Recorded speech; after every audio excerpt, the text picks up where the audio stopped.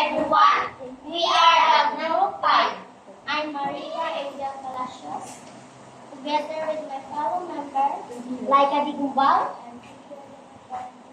Today, we are going to present to all of you on how to prepare crispy pork belly kare-kare.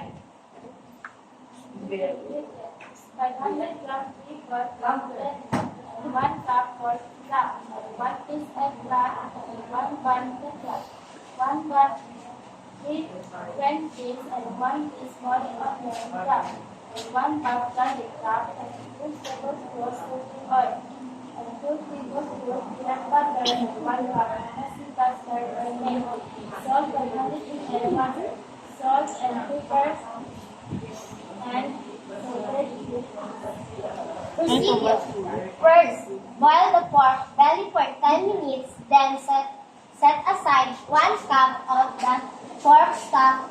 While boiling the pork, you may prepare the bacon. Saute first the garlic, onion, and 2 tablespoons cooking oil. When garlic turns lightly brown, sprinkle a little salt and pepper, then add 4 pieces of boiled pork belly and the peanut butter. Dissolve it and stir until it becomes creamy. Boil the dissolved mamacitas mixture, then let simmer. Season the prepared belly with salt and pepper. The air free under 200 degrees.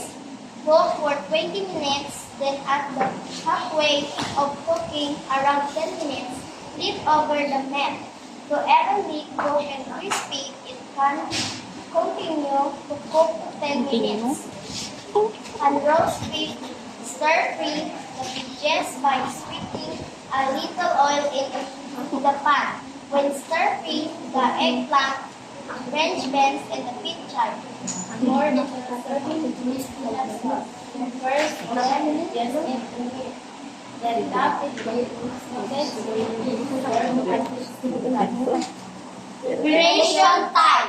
Prepare 20 minutes. Cook 20 minutes. Ready in 40 minutes.